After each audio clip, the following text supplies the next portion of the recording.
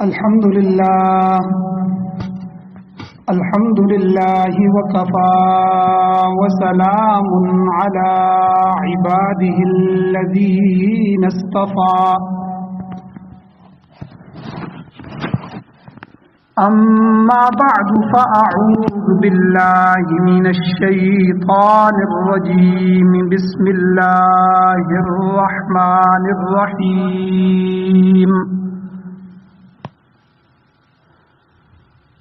يا أيها الناس كلوا مما في الأرض حلالا طيبا ولا تتبعوا خطوات الشيطان إنه لكم عدو مبين إنما يأمركم بالسوء والفحشاء وأن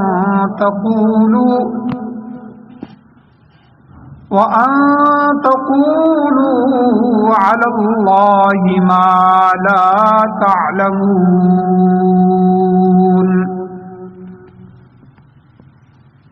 وقال الله تبارك وتعالى في مقام آخر يا أيها الذين آمنوا كلوا من طيبات ما رزقناكم واشكروا لله إن كنتم إياه تعبدون صدق الله العظيم وصدق رسوله النبي الأمي الكريم درود شریف اللهم صل على سيدنا مولانا محمد وعلى آله وسلم. میرے واجب الاحترام، میرے بزرگوں، دوستوں، نوجوان ساتھیوں، معزز سامعین اکرام،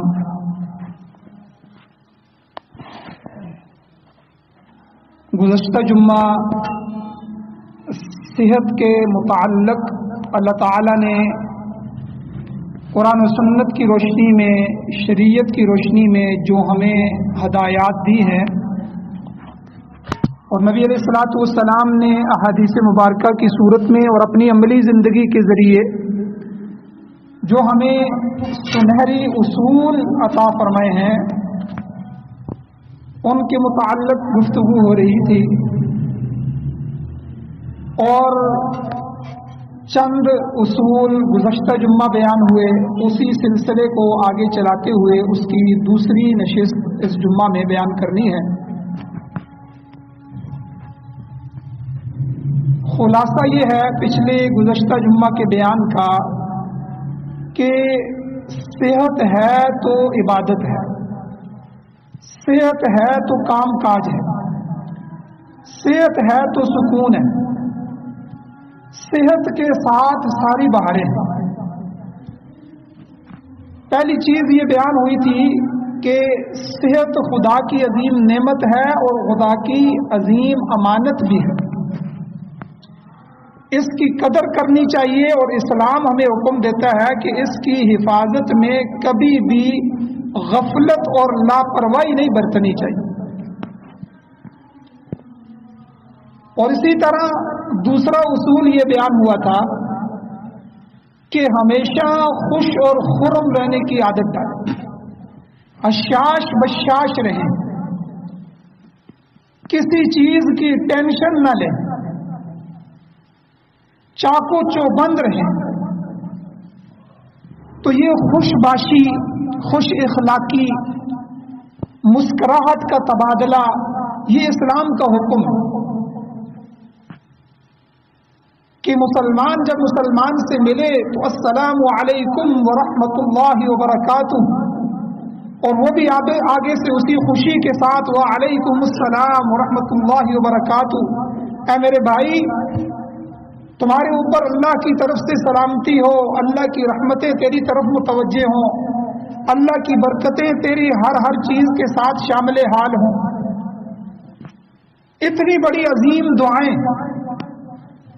اور ہمارے چہرے کا زاویہ کیا ہونا چاہیے؟ تو حضور نے وہ بھی بتایا کہ ہنستے ہوئے، مسکراتے ہوئے، بلکہ حدیث میں فرمایا کہ مومن مسلمان کا مسلمان سے خندہ پیشانی سے ملنا، کھلے چہرے سے ملنا، ہنستے ہوئے ملنا بھی صدقہ ہے۔ ہم صدقہ اسی کو سمجھتے ہیں کہ کوئی پیسے خرچ کر دیے، کوئی یہ خرچ کر دیا، تو اسلام نے ان چیزوں کو جو چھوٹی چھوٹی شمار ہوتی ہیں لیکن معاشرے کے اصول اور ضوابط میں آتی ہیں، وہ ہمیں سکھلائی۔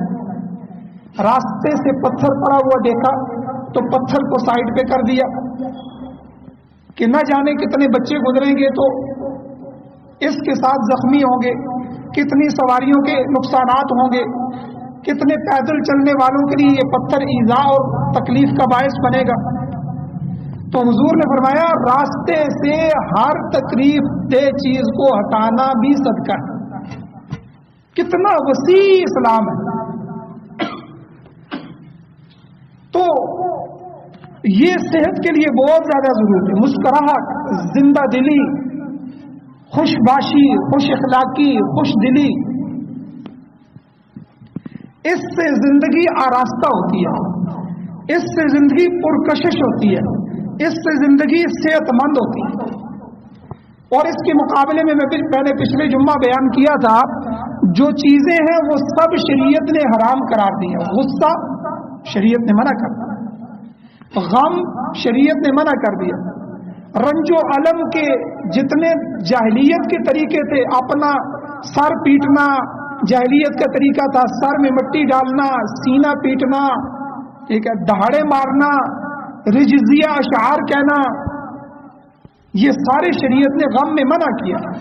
اور اگر کوئی فوت ہو جائے تو شریعت نے 3 دن رکھے ہیں کہ غم تو ہوتا ہے، والد فوت ہو گیا، بیٹا فوت ہو گیا، بیوی فوت ہو گئی، بچے فوت ہو گئے، لیکن 3 دن میں اس غم کو ختم کریں، ہلکا کریں، تیسرے دن کے بعد ختم۔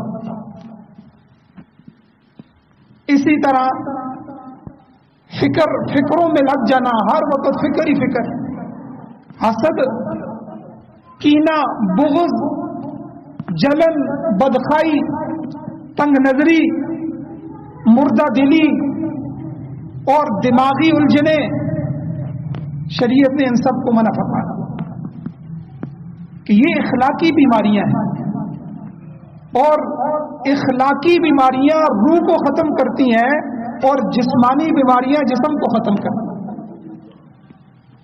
اور ان سب بیماریوں سے معدہ متاثر ہوتا ہے۔ معدہ متاثر ہو گیا تو سمجھ لیں صحت چلی گئی۔ معدے نے ہر چیز بنا کے اگلے جسم کے سب حصوں کو تقسیم کر دی۔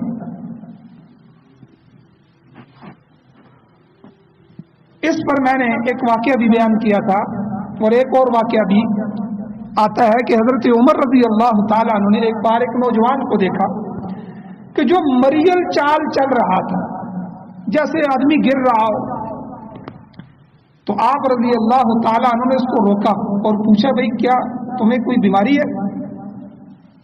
اس نے کہا جی کوئی بیماری نہیں ہے۔ تو روایات میں آتا ہے آپ نے اپنا درہ اٹھایا، حضرت عمر کے پاس درہ ہر وقت ہوتا تھا، تو وہ درہ اٹھایا اور اس کو دمکاتے ہوئے کہا کہ راستے پر پوری قوت کے ساتھ چلو۔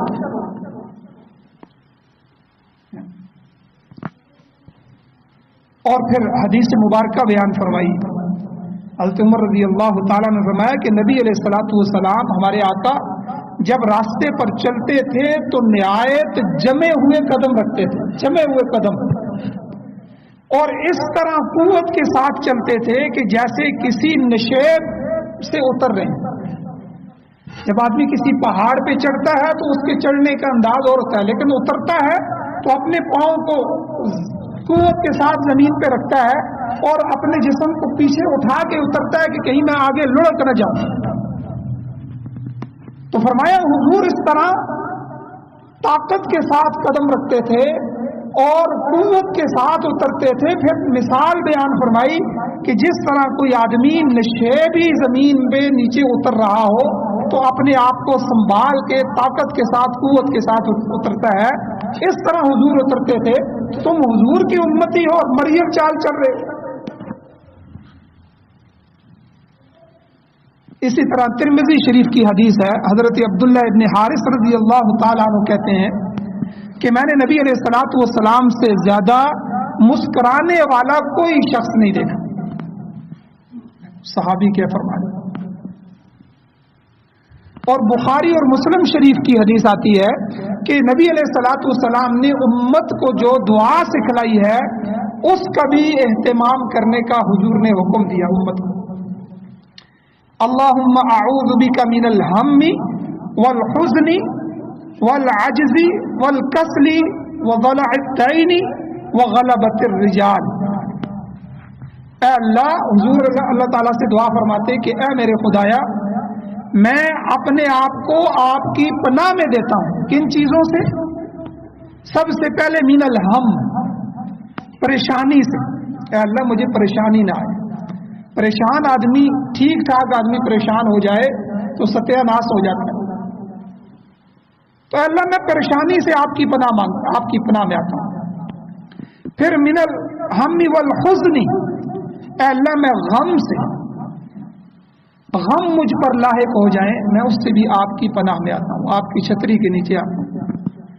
और वल आजिज़ी, आजिज़ी और बेचारगी से, बंदा बेचारा हो जाए, उसका बस न चल रहा हो, हत्ता कि अपने मामलात में भी वो फैसला न कर सकता हो, किसी का मोहताज हो जाए।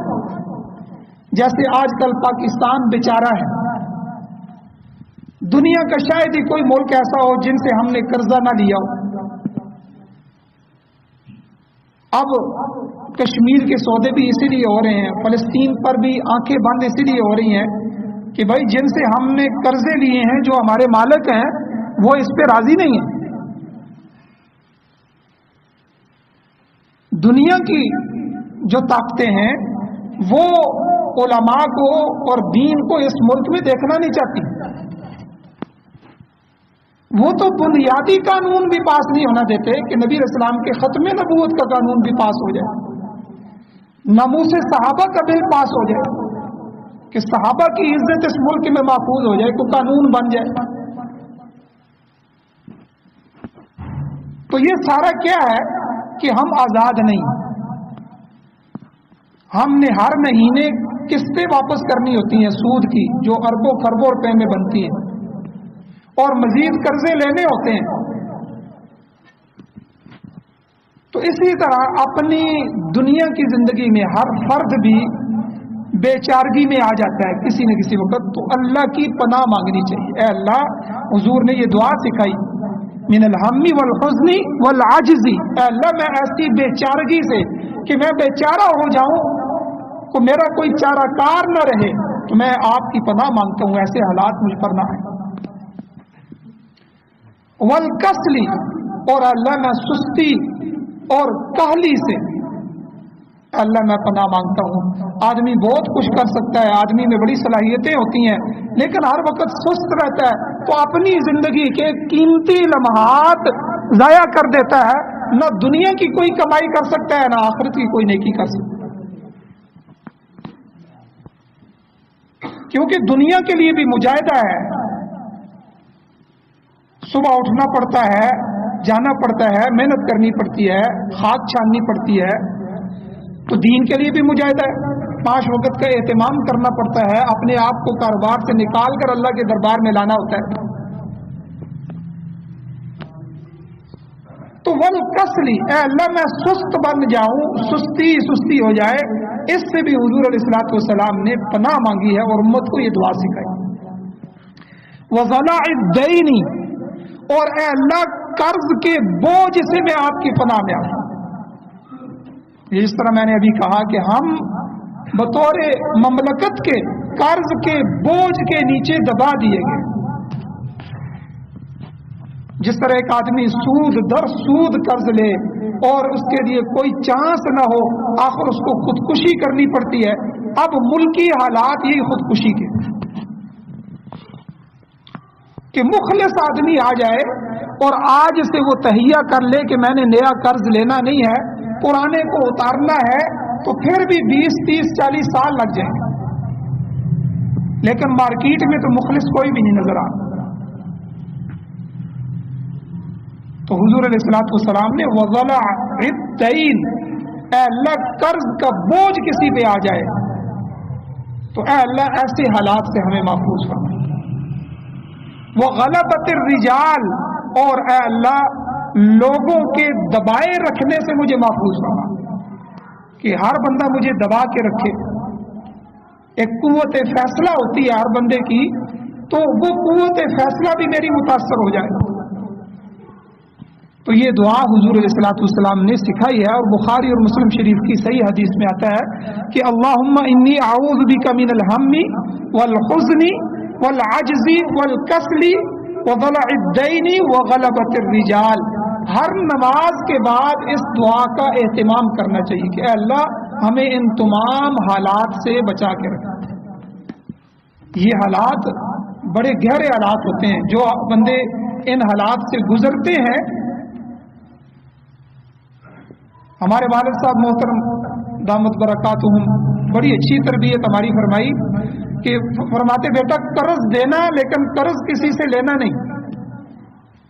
اور آج میری شادی کو 18 سال ہو گئے ہیں، بطور نمونہ میں بیان کرتا ہوں کہ 18 سال میں ایک ماچس کی ڈبیا بھی میں نے ادھار نہیں لائی۔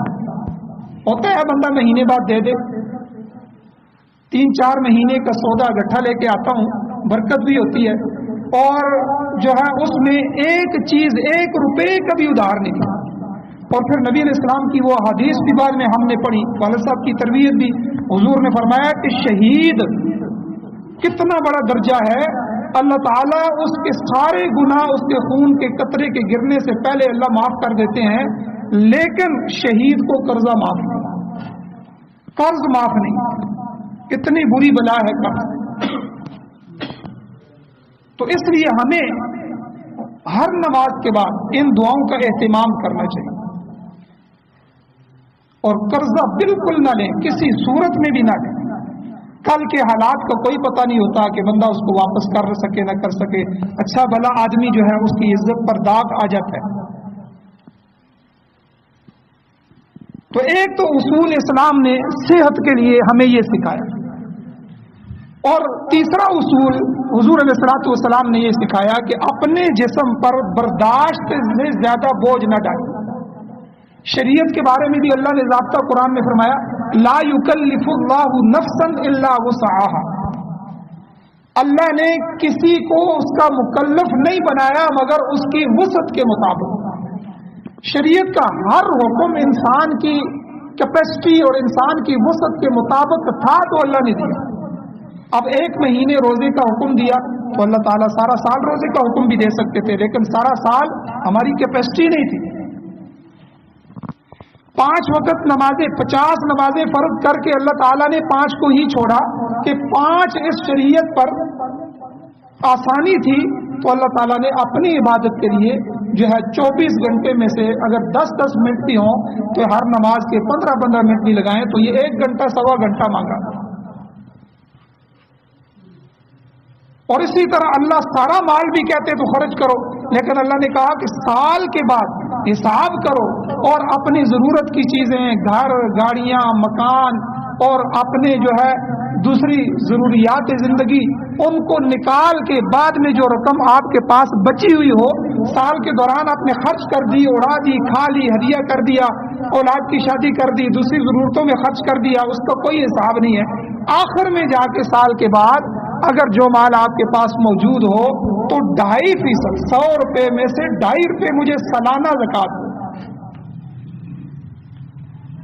تو یہ تو انسان کی وسعت میں ہے، انسان کو اس کا مکلف بنایا۔ تو حضور علیہ الصلوۃ والسلام نے یہ فرمایا کہ اپنے جسم پر بھی برداشت سے زیادہ بوجھ نہ ڈالیں، کیونکہ جسمانی قوتوں کو ضائع کرنا یہ شریعت کی نظر میں مستحسن نہیں ہے، ٹھیک نہیں، اور جسم کا حق ہے۔ حضور نے ایک حدیث میں فرمایا ان لنفسک علیک حق، بے شک تیرے نفس کا، تیری جان کا بھی تیرے اوپر حق ہے۔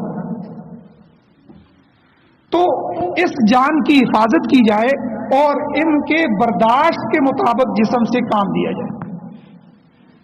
बुखारी शरीफ की हदीस आती है, हज़रत अम्मा आयशा सिद्दीक़ा रज़ी अल्लाह ताला अन्हा फरमाती हैं कि नबी करीम सल्लल्लाहु अलैहि वसल्लम का इरशाद मुबारक है, हुजूर ने फरमाया इतना ही अमल करो जितना कर सकने की तुम्हारे अंदर ताकत है, इसलिए कि खुदा उकताता नहीं है, यहां तक कि खुद तुम ही उकता जाओ। और इसी तरह एक और हदीस मुबारक है, हज़रत अबू कैस रज़ी अल्लाह ताला अन्हु फरमाते हैं कि मैं नबी सल्लल्लाहु अलैहि वसल्लम की खिदमत में एक ऐसे वक़्त में हाजिर हुआ कि हुजूर अलैहिस्सलाम मिंबर पर खुतबा इरशाद फरमा रहे थे, खुतबा दे रहे थे, तो जगह नहीं थी, तो मैं बाहर जो है वो धूप में खड़ा हो गया। तो नबी सल्लल्लाहु अलैहि वसल्लम ने मुझे हुक्म फरमाया, भाई साए में आ जाओ। अब देखिए धूप में खड़े होने से भी जिस्म को नुकसान हो जाता है, सेहत का नुकसान होता है, तो हुजूर ने उनको भी फरमाया कि भाई अपने जिस्म पर ये बोझ न डालो। और इसी तरह आप अलैहिस्सलातु वस्सलाम की हदीस मुबारक हुजूर ने इससे मना फरमाया कि जिस्म का कुछ हिस्सा धूप में रहे और कुछ हिस्सा साए में रहे। कई लोग इस तरह करते हैं कि चारपाई का आधा हिस्सा छांव में रखते हैं तो आधा हिस्सा जो है वो धूप में रख लेते हैं, तो इससे हुजूर ने मना फरमाया। बाद के अंदर मेडिकल साइंस ने इस पर तजर्बात किए हैं, तो उन्होंने कहा कि इससे बहुत ज़्यादा बीमारियां इंसान के अंदर पैदा होती हैं।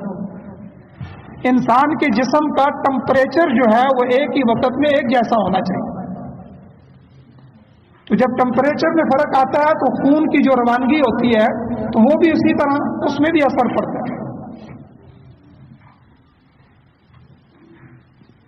इसी तरह एक और हदीस में कबीला एक था बाहला कबीला की एक खातून है, हजरत मुजीबा रजी अल्लाह ताला अन्हा सहाबिया है, वो बयान करती हैं कि एक दफ़ा मेरे अब्बा जान नबी सल्लल्लाहु अलैहि वसल्लम के यहाँ दीन का इल्म हासिल करने के लिए गए, दीन की कुछ बातें मालूम की और घर वापस आ गए।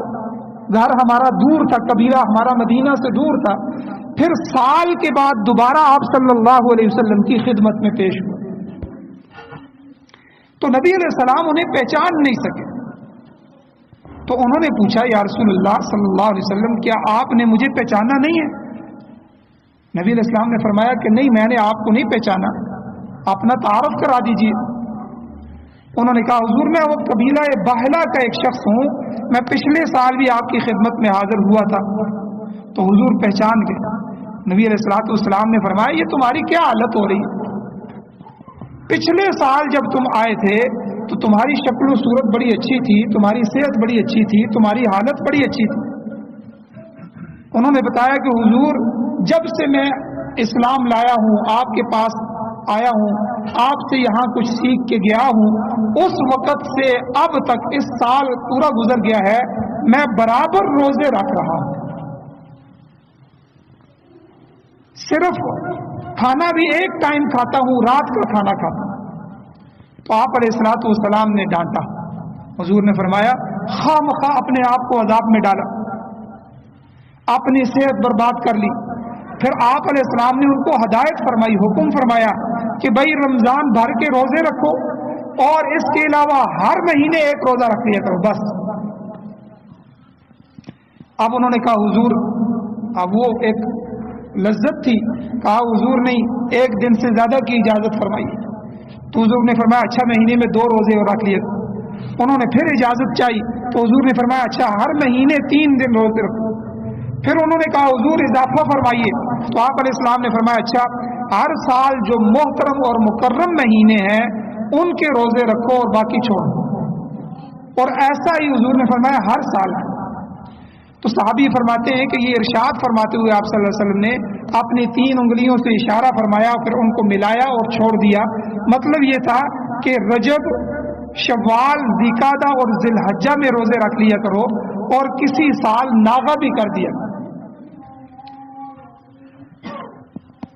और इसी तरह तिरमिज़ी शरीफ की हदीस है, नबी सल्लल्लाहु अलैहि वसल्लम का इरशाद है, हुजूर ने फरमाया मोमिन के लिए मुनासिब नहीं है कि वो अपने आप को जलील करे। लोगों ने पूछा हुजूर मोमिन कैसे अपने आप को जलील कर सकता है?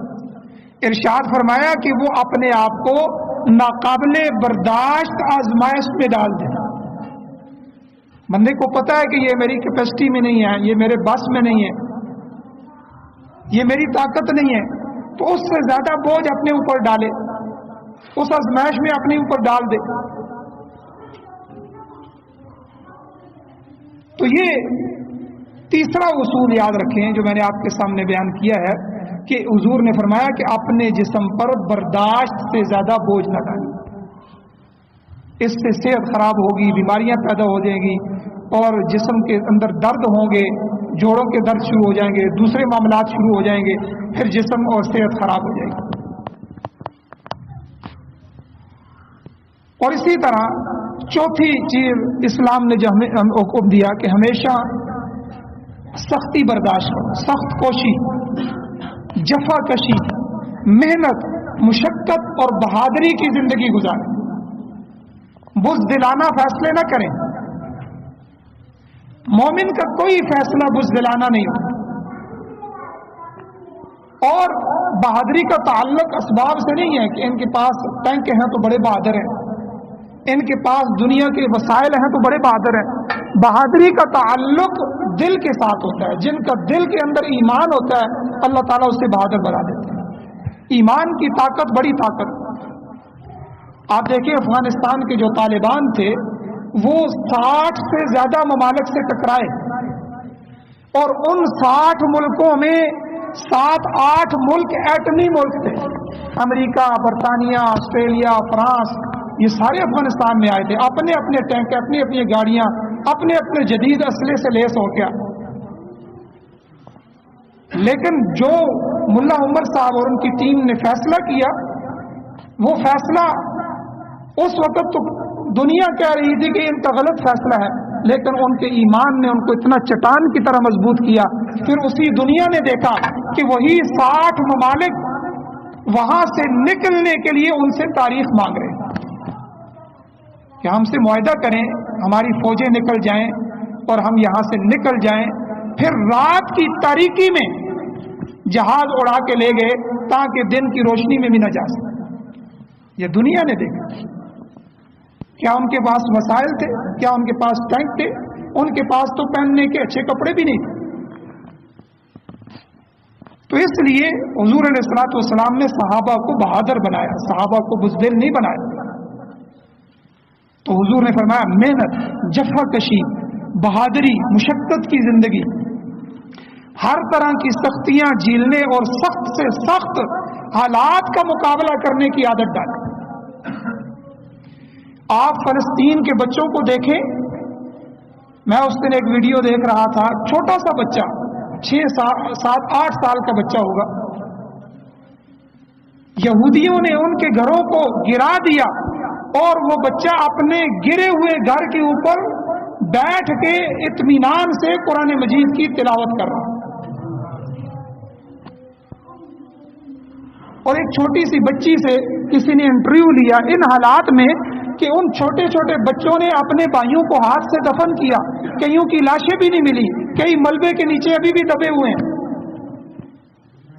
لیکن الحمدللہ انہوں نے کہا ہم یہیں رہتے تھے، ہم یہیں رہیں گے، ہم بیت المقدس کی حفاظت کریں گے۔ بہادری،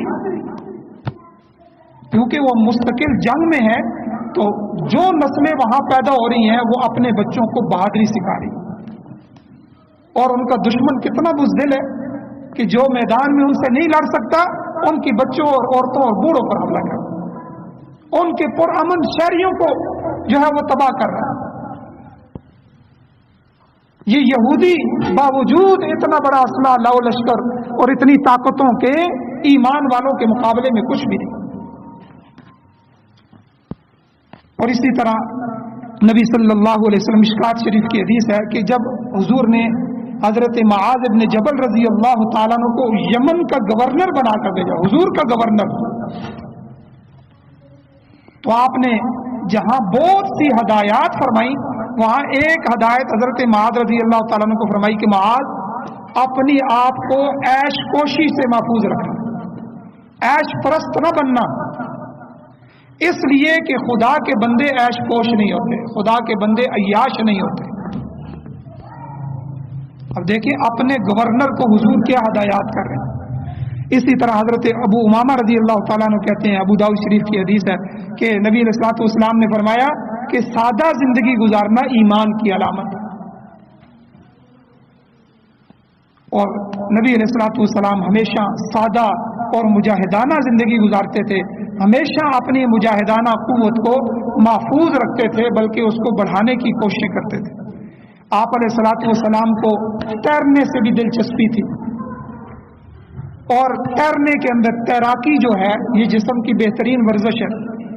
ایک بار ایک تالاب میں آپ علیہ الصلوۃ والسلام اور آپ کے چند صحابہ تیر رہے تھے، تو آپ علیہ السلام نے تیرنے والوں میں سے ہر ایک کی جوڑی مقرر فرمائی کہ ایک آگے کھڑا ہوگا تو ہر آدمی اپنے جوڑ کی طرف تیر کر وہاں پہنچے گا، کون پہلے پہنچتا ہے۔ تو آپ علیہ السلام نے اپنی جوڑی سیدنا صدیق اکبر رضی اللہ تعالیٰ عنہ کو مقرر فرمائی، اور آپ علیہ الصلوۃ والسلام حدیث میں آتا ہے تیرتے ہوئے گئے اور آپ نے جا کر سیدنا صدیق اکبر رضی اللہ تعالیٰ عنہ کی گردن میں ہاتھ ڈال دیا۔ تو تیراکی، پانی کے اندر تیرنا، اور اسی طرح نبی علیہ الصلوۃ والسلام کو گھوڑا بہت پسند تھا۔ آپ علیہ السلام اپنے گھوڑے کی خود خدمت کرتے تھے، اور روایات میں آتا ہے کہ اپنی آستین سے جہاد کا جو گھوڑا ہوتا تھا اس کا منہ صاف کرتے تھے حضور پیغمبر، اور آپ کے گھوڑے کے جو بال ہوتے تھے یہ گردن کے بڑے لمبے بال، آپ علیہ السلام ان کے بالوں کو اپنی انگلیوں کے ساتھ بٹتے تھے، انگلیوں کے ساتھ۔ اور حضور نے ایک جملہ ارشاد فرمایا، اکثر یہ حضور نے جملہ فرمایا، حضور نے فرمایا قسم اٹھا کے کہ بلہائی اس گھوڑے کی پیشانی سے قیامت تک کے لیے وابستہ کر دی گئی۔ اللہ نے بلائی کو، خیر کو اس گھوڑے کی پیشانی کے ساتھ چپکا دیا ہے قیامت تک کے لیے۔ آپ اندازہ لگائیں، امریکہ کی فوجیں ہوں یا انگلینڈ کی فوجیں ہوں یا دنیا کی کوئی بھی فوج ہو، اتنی جدید ترین ٹیکنالوجیوں اور جہازوں اور ان سب کے باوجود گھوڑا اب بھی فوج کا حصہ ہوتا ہے اور اہم ترین حصہ ہوتا ہے۔ تو یہ حضور علیہ الصلوۃ والسلام کی دعا ہے کہ گھوڑے کے لیے خیر ہے۔ تو چونکہ وہ جہاد کا گھوڑا ہوتا تھا تو اس لیے نبی علیہ السلام اس کی خود اس کا کھرکھرا کرتے تھے، اس کی جو ہے وہ خارش دور کرتے تھے، اس کو نہلاتے تھے، اور یہاں تک بھی آتا ہے کہ اپنی آستین سے اس کی جو ہے وہ منہ کو پوچھتے تھے۔ حضور کو گھڑ سواری سے اتنی محبت تھی۔ آج اسلحے سے ہمارے بچوں کو ڈرایا گیا، تربیت نہیں کی گئی۔ یاد رکھیں، یہ جو یہودی ہمارے فلسطینیوں کو مار رہے ہیں اور آج ہمارا بیت المقدس جن سے خطرے میں 5ویں کلاس تک ان کے سکولوں میں ابتدائی سارا اسلحہ بچوں کو سکھایا جاتا ہے، یہ ان کے سکول کے سلیبس میں شامل ہے کہ یہودی کے بچے کو 5ویں کلاس تک ابتدائی سارا اسلحہ سکھایا جاتا ہے، تاکہ فوج تو فوج ہوگی، پولیس رینجر تو پولیس رینجر ہوگی، ہمارا کوئی بچہ بھی کسی وقت بھی میدان میں جائے گا تو وہ ایک پولیس اور ایک فوجی کا کردار ادا کرتا ہے۔ یہ تو الگ بات ہے کہ ایمان والوں کے سامنے وہ 60 کے قریب سپر طاقتیں بھی نہیں ٹھہر سکی، صحابہ کے سامنے کیسر و کسرا بھی نہیں ٹھہر سکے۔ اور آخری بات کہ یہودیوں کی ایک وزیر تھی، تو اس نے شروع میں، یہ کئی سال پہلے کی بات ہے، کئی سال پہلے کی، اس نے سارا سرمایہ اسلحے پر لگانے کا حکم دیا۔ تو دوسرے وزیروں نے کہا کہ آپ اپنی معیشت کو درست کریں، اپنے دوسرے معاملات کی طرف پیسہ لگائیں، آپ اسلحے کی طرف پیسہ لگا رہی ہیں۔ انہوں نے کہا کہ یہ چیز میں نے پیغمبر علیہ السلام سے سیکھی ہے، مسلمانوں کے نبی سے سیکھی ہے۔ یہودی عورت وزیر کہہ رہی، انہوں نے کہا کہ ان سے کیسے سیکھی ہے؟ انہوں نے کہا کہ دیکھو، مسلمانوں کا پیغمبر جب دنیا سے جا رہا ہے تو حضور علیہ السلام کے گھر میں کھانے کے لیے کچھ نہیں ہے۔ حضرت عمر رضی اللہ تعالیٰ عنہ فرماتے ہیں کہ کونے میں چند تھوڑے سے جو پڑے ہوئے تھے، میں نے دیکھا تو میری آنکھوں سے آنسو نکل گئے کہ 2 جہان کے بادشاہ کی یہ حالت ہے۔ اور حضور کی جو زرہ ہے وہ کہیں جو ہے وہ پڑی ہوئی تھی، اور اس کے بدلے میں رہن پڑی ہوئی تھی، حضور نے کچھ چیزیں لی ہوئی تھی۔ یعنی کھانے کے لیے حضور کے گھر میں کچھ نہیں تھا، درہم دینار کچھ نہیں تھے، لیکن نبی علیہ السلام کی 9 سے زیادہ تلواریں موجود تھیں، نبی علیہ السلام کے جہاد کا اسلحہ سارا موجود تھا۔ اس نے کہا کہ میں نے مسلمانوں کے پیغمبر سے سیکھا ہے کہ جب تمہارے اندر جذبہ ہوگا، تمہارے اندر جہادانہ صلاحیتیں ہوں گی اور تمہارے گھر میں اسلحہ موجود ہوگا تو دنیا کی کوئی طاقت تمہارا مقابلہ نہیں کر سکتی۔ تو اس لیے تم معیشت کی خبر نہ کرو، اپنی حفاظت کی فکر پہلے کرو۔ تو یہ بھی جفا کشی، محنت، بہادری یہ اپنے بچوں میں منتقل کریں، ان کو بہادر بنائیں اور ان چیزوں کی ساری ٹریننگ کروائیں، ان کا اسلحے کی بھی ٹریننگ ہو، ان چیزوں کی ٹریننگ ہو۔ اور اگر بچوں کی اچھی تربیت ہوگی تو انشاءاللہ اس کو غلط استعمال بھی نہیں کریں گے۔ ہمارے معاشرے کا یہ بھی المیہ ہے کہ معاشرے کی تربیت ہی نہیں ہوئی۔ اللہ تعالیٰ سے دعا ہے اللہ ہمیں عمل کی توفیق عطا فرمائے، اور اسلام نے جتنے بھی اصول اور ضابطے بیان فرمائے ہیں ہماری صحت کے لیے، نظافت کے لیے، پاکیزگی کے لیے، صفائی کے لیے، اللہ تعالیٰ ہمیں ان پر عمل کرنے کی توفیق عطا فرمائے۔ وآخر دعوانا ان الحمد للہ رب العالمین۔